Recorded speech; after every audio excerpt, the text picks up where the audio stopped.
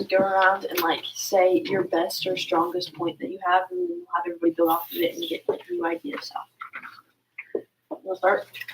Yeah, I can. R1 R4, sorry. R4, he uses a lot of figurative language in his speaking and his writing, and he uses a lot of metaphors. And when he uses his metaphors, it relates back to a problem that's happening in the place he's in or just around the world, like segregation and discrimination and racism. So that's what he does. That's what I said too. Like he gives more insight on the actions and feelings that he's trying to display throughout his speech and throughout the letter by saying those stuff. Yeah. My turn? Yeah. Okay. I think my best one was R1. And I said that Martin Luther King Jr. is trying to elude what our founding fathers said to us. And, well, my evidence that I had was, he said, I have a dream that one day this nation will rise up and live out the true meaning of its creed. We hold these truths to be self-evident and that all men are created equal. And when he said this, I feel like he meant that like our founding fathers who created America were letting us down because they aren't getting treated equally. So it's just like they broke it. Like, what the heck? Why did you do that?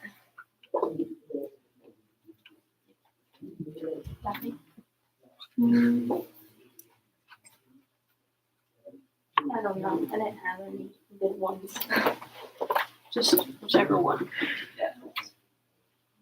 What are your observations? You guys want else to go? Yeah. Okay. I did R2, like the messages mostly, because he's really talking about like wanting to spread the word about Black men and women having the same rights. Just because they're getting treated unfairly by cops, citizens, and other white people. For one of my evidence, it's on page 264. I did all God's children, Black men, white men, Jews, all of those will join hands and sing the words of all the Negro spiritual. Kind of just like those a big quote. That's exactly what I put too. It's like they're free, and that when they come together, and like they got to keep fighting because when they come together, they'll be free at last, and they'll get to celebrate about it. Or like the work together, pray together, struggle together. Yeah. My strongest information was R2. I said that he states the facts how Black people live in a world that is unfair to them and they treat them with disrespect. And for my evidence, it's a quote. He said, Black people have experienced grossly unjust treatment in the court. There have been some unsolved bombings of Black homes and churches in Birmingham than any other city in the nation. That was from the letter, I think. Yep. Yeah. Ryder? I don't really have any good ones either, but I'd have to say R2 probably. I said his whole speech is about everyone needing to be treated equally, and he was talking about in his speech how he wanted a little white girl and his daughter to hold hands and play in the field because, well, just because their skin, he wanted them. One of the quotes was like, his 4 little children should be judged based on the content of their character, not the color of their skin. Daphne? Mine would also have to be R2. Jeez. A lot of R2s. Okay. Good discussion point. Melee again, because he talks a lot about, like, I don't know. He just talks a lot about having like equal rights for both people because I don't know. Another one of my strong ones was R6, the point of view and the purpose of this text. I put for the quote, I am happy to join you here today in what will go down in history as the greatest demonstration for freedom in the history of our nation. So this shows that his purpose for his speech is that he wants it to go down as the greatest demonstration for freedom, and that ultimately he's trying to give freedom to the Black people and have people more aware of what he's trying to do and how to do it. And then he was trying to fight for freedom with his speech and tell the people how to. And his point of view on the text was to inform, persuade, and give us his opinion within the crowd, hoping to inspire and create change for the people and like to have them keep going to fight for what he thinks is right. Yeah. For that one, I put that he wants all the Black people to stand up and to defend that they deserve the rights to go to the same places that white people did, and that they deserve everything that the white people did too, and to fight for their rights. Do you have a different? Kind of R8. Just like some of the claims he made, they're like tied together. Like most of his quotes. Like one of them was, "We can never be satisfied as long as the Negro is a victim of the unspeakable horrors of police brutality." I feel like that was a good one for like freedom and justice over Black. Yeah. Crystal, do you have any more to pick, please? Not really. Ryder? Number R5. He used symbolism a lot, and mostly toward the end of his speech, he referenced Missouri as a desert and in the sweltering heat of injustice and oppression against African Americans. How is that rhetorical? Because its symbolism is a device, a rhetorical device. Can you elaborate? Yeah, can anybody else elaborate on that? No? No. Okay. Why is it a symbol of that? How is it? Yeah. What is it? Because Missouri was like very racist. Didn't have like interest. Missouri is very racist and interesting. But no, I said, and they didn't like African Americans. Oh, sorry. Okay. Let's see. For R9, for the quotes I had, he compares himself to Paul the Apostle who traveled to spread Christianity. But he explains there is a more important reason for him to be there. And I had another one. As the greatest demonstration for freedom in our history of our nation, and yours for the cause of peace and brotherhood and free at last. I have the dream speech and the letter from Birmingham. They both have the same message: is to stop racism and have freedom, like among all Black people and white people, and so everybody gets treated fairly. But also that he was trying to convey his fight for the people to be free in his speech, and in his letter, he was trying to get peace and brotherhood between everybody. So kind of the same message, but just a little bit differently, and how he displays it is different, I would say. And yeah, so he just wanted everybody to be treated fairly was his message of every single thing, and to stop racism in his speech, his letter, and his forgot the last one. Yeah, I feel like the letter just had like a lot of his responses to the community. Because like at the beginning of the letter, it talks about how he was like in jail, but he still responded to like criticism, even though he doesn't usually.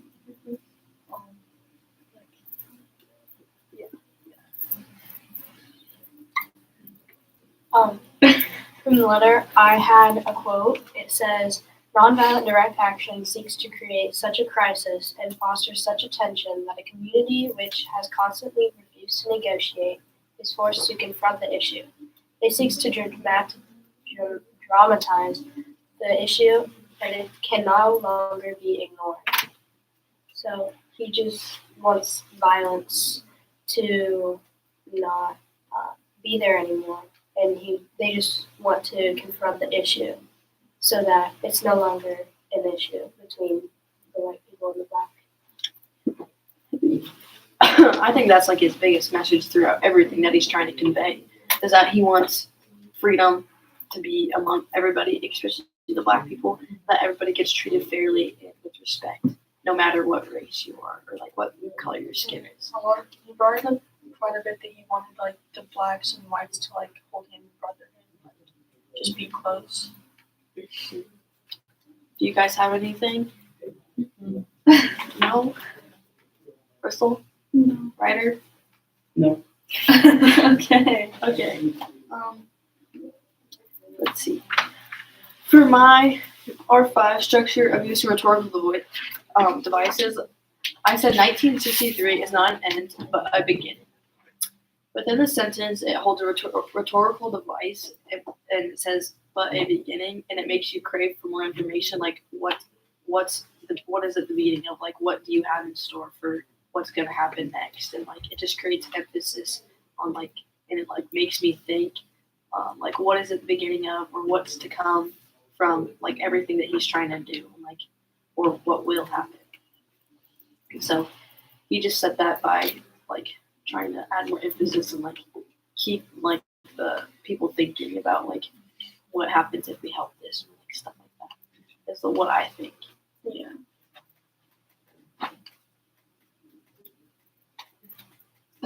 Yep. In R6, point of view and purpose, I said that the purpose of a speech and letter is to make people fight for the equality and fight for their justice. And he believes that if everyone can stand up, then they can end segregation and be equal. That's like the big point again. It's just equality, freedom. That's mostly what he's trying to convey. I think we all got it. Yeah. So he did a pretty good job about that. I feel like by him talking like slower when we were listening to him, like Oh yeah. really made us want to listen more. Yeah. So for your last 2 minutes, you've got almost 2 minutes, really focus on that last question. Ultimately, how is social progress best achieved in light of how civil rights have changed over the century? Well, it's changed a lot. If you think Yeah. of like the video that we watched, that's horrible. I feel like there's like when we were talking about the lynchings, it's not about that, but like it would talk about how there were so many lynchings of black people, and then if there was any whites, they would also get lynched. And it's just I feel like it's changed from then now, like better and worse. Yeah, in some aspects. Yeah. It depends. I mean, also it's just horrible to think about how people could do that to people. Like, I couldn't imagine living in society right now.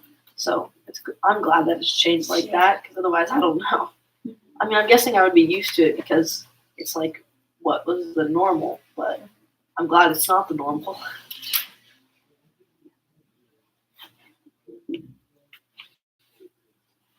How is Yeah, social that's- progress best achieved? social progress. What is social progress? Have we progressed as a society? Yes, Yeah, I feel like we are killing And how is people. that best achieved? It's just achieved by we just got better in our ways. Yeah, especially standing up for yourself. Like, it'll help a lot. Like more people are protesting, like not the same way, but they're still like trying to get their message out. But like it's still not okay. And I feel like we're doing like better at it, I guess, because I mean our society's still changing today, and will it ever be racist free? I don't know, but I mean it'll at least get close, hopefully. That's what people are trying to achieve these days, I guess, is to keep going what Martin Luther King Jr. started. I think Alright. that's what he wanted. Yeah. Listen to. Okay, very good. Outside circle, what did the inside circle do well? Oh, they all communicated with each other. Okay, yeah. I think that they took like they go around taking their turns to just say Mhm. They spoke loud enough that even I could hear them, Okay, that's good. which was way better than the first time. Yeah. So having more confidence in this type of situation. Cool. Other people didn't butt in when somebody tried to say a word. Okay.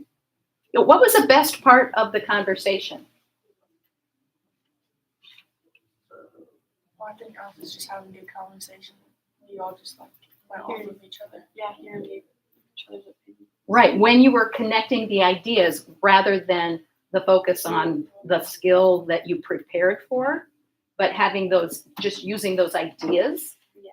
and then bouncing off one another and building that collective understanding. Yeah, that's when the discussion got best. So on the for the outside circle, when you come in, really, we mentioned you could certainly note which skill it was you were going to be talking from. But instead of focusing on that skill or the number, really focus on the content and building that discussion around those ideas for a deeper collective understanding. Very good. Okay, quickly and quietly, switch places.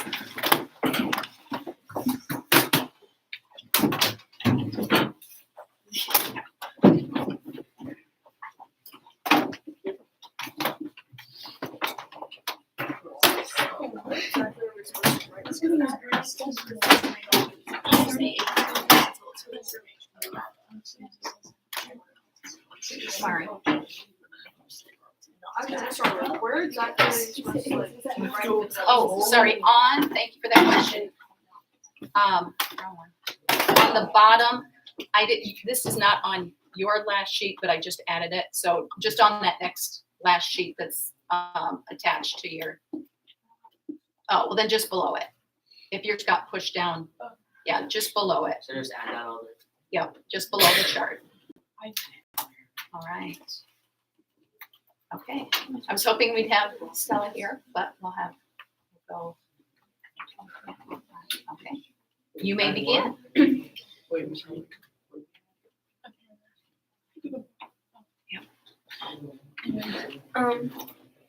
We should start by everyone saying like their strongest points and then seeing if we can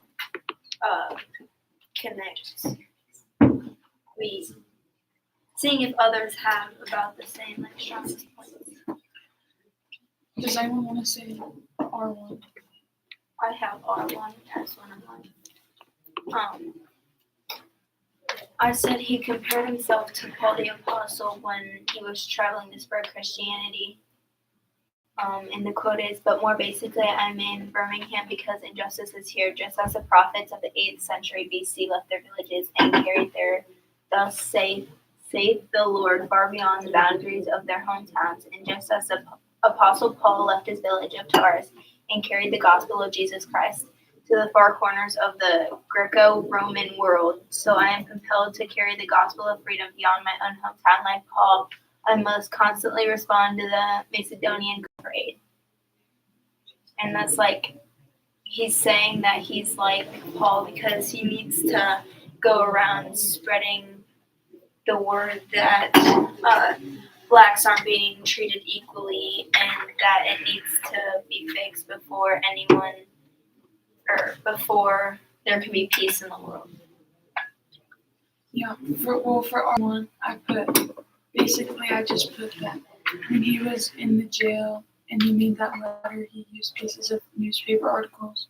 So like he read those articles and he like connected what they said to his own words and he made his own letter out of it. Anyone else have R1?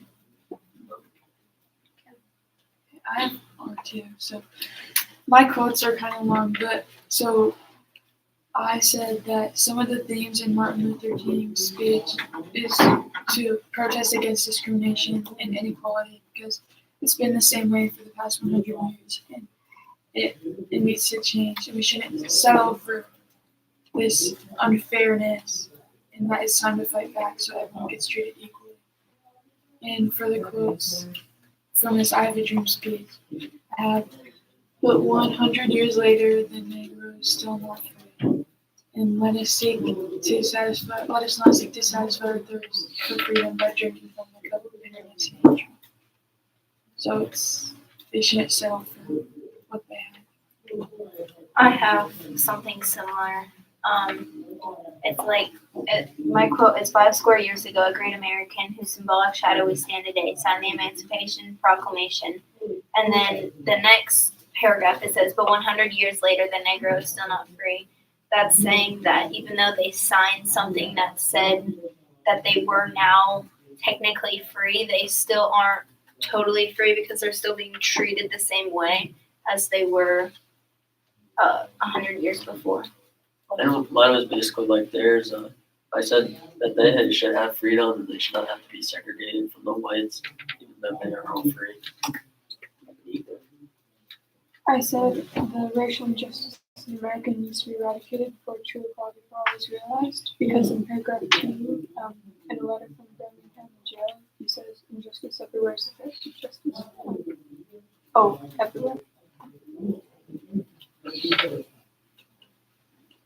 Did you have anything, Piper?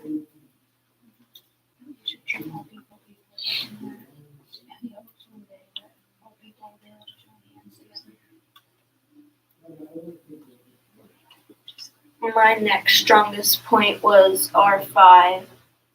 The quote was, when you see the vast majority of your 20 million Negro brothers smothering in an airtight cage of poverty in the midst of an affluent society.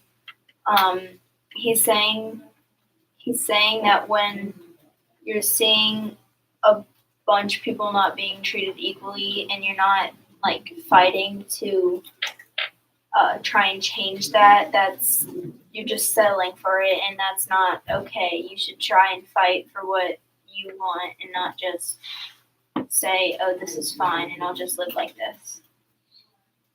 Yeah, okay. For that one, I also have that from the letter from Birmingham Jail. It's a big quote it's a really long, but it's basically like every day the black people see they just are getting treated so wrong every day and they're tired of seeing it. And now is the time to take action. It's not good to wait anymore. It's urgent. I think one of my next strongest ones is R4, where I said King uses figurative language to make it easier for people to understand the magnitude of what's happening. And he makes it so that people who don't know what racism feels like, he connects it with things that they do know. For example, the dark and desolate valley of segregation to the sunlit path of racial justice, or the quicksands of racial injustice to the solid rock of brotherhood.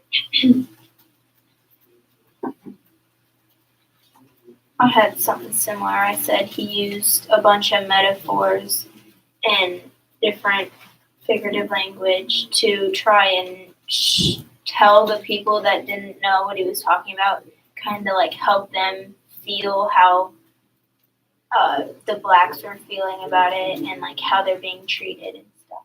Yeah, it gave them something to relate to when they didn't have anything. It gave a lot of figurative language and to show people the actions of what was happening back then.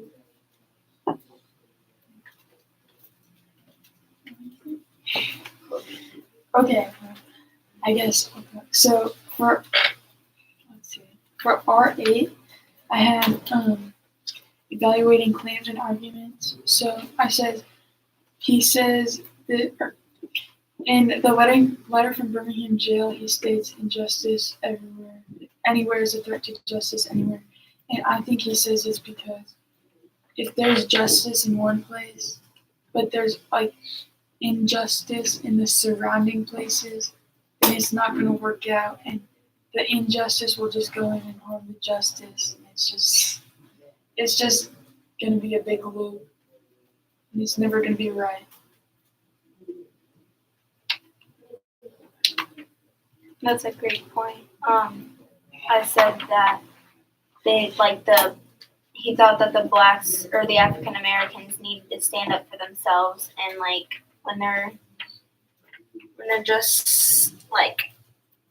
when they're not standing up for themselves, it's not going to get any better, and it'll just stay how it is, and they'll always be treated like this until the end of time. I basically had the same thing. Everyone should be just, not just.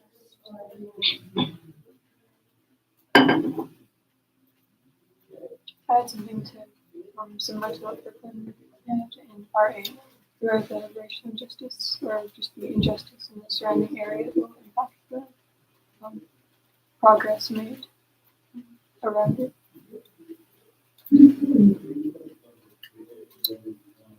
Okay. So my last point that I'm going to share is that when Martin Luther King gave his "I Have a Dream" speech to a huge crowd of mainly Black people and some white people, it really, I think, seeing him give his speech and like getting to see the video was more. It just had a deeper meaning than reading the letter from Birmingham Jail, because I got to see how many people were there, and I got to hear his tone of voice, and it just meant more than just reading his letter, because I also didn't understand his letter as well when I got it.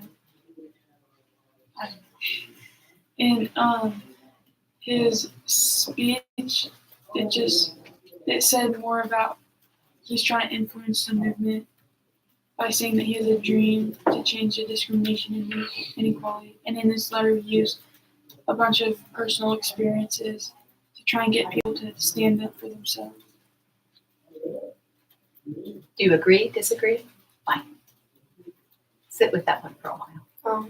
I agree with that because for the letter, he was basically just writing to the clergyman, and he wasn't like speaking to thousands of people that were standing in front of him. He was just basically trying to respond to the criticism that he got from the clergyman. I also agree because I think that when it's a letter, it's a little less. It's a little more disconnected. You aren't seeing the actual person say it. It's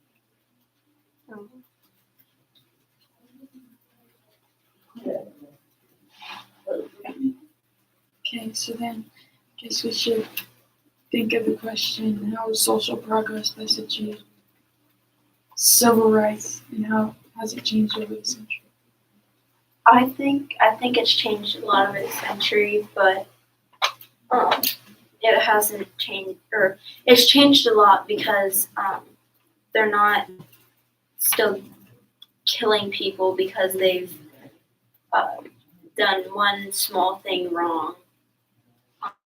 Although some people think there was a modern day lynching with the George Floyd thing, and that's another way that it has changed, but it hasn't changed a whole lot. Well, I think it's definitely changed a lot because now most people don't separate white and Black people. Like they're not really separated anymore, but I feel like some people still have that thought in their mind and still think that we should be separated, or just don't think that they should be treated the same way. So I think that we have come a long way, but we still have a way to go before it gets totally eliminated.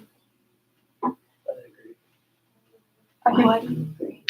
Because most people, they try to be equal with each other and be kind to everybody, but then there's always a few people that think other races are not as good as theirs. What were you trying to say? I was saying I thought that social injustice changes when people acknowledge what happened in the past and why it was wrong. Piper, do you agree? Why do you agree?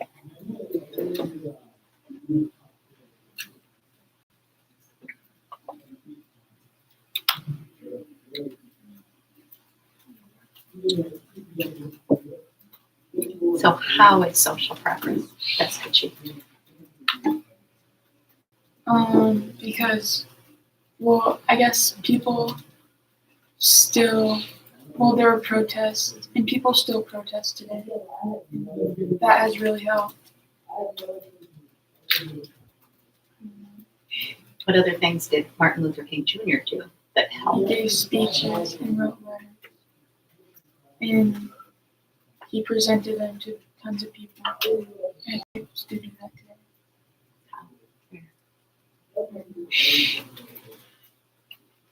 I feel like there's still like leaders that try and help other people. Like they know what they want to do, but like they don't try and do it. So like the leaders try and help them push towards what they want and like help them with different things.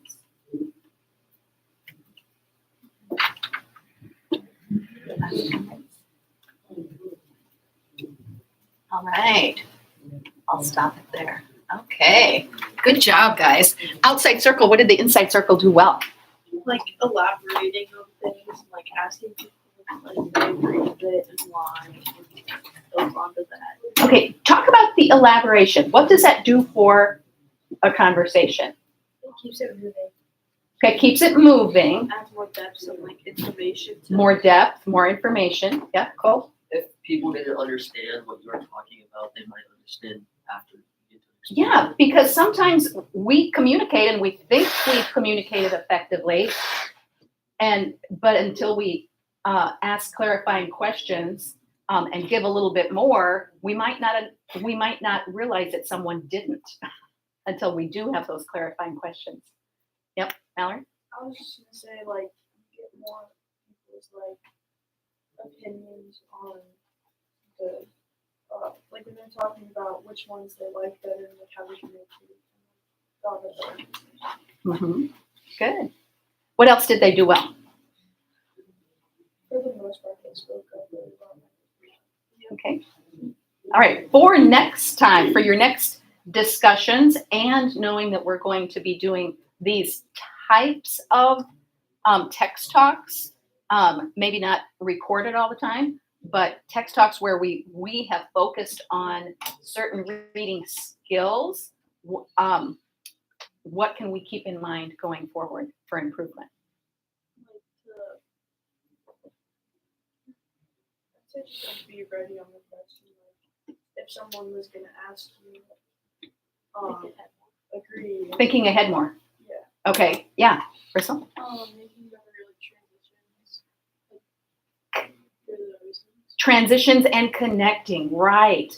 That was going to be my big thing. And I didn't give you as much prep on that this time as I did for our first one to remind you and keep you, have you actually choose some of these connector statements.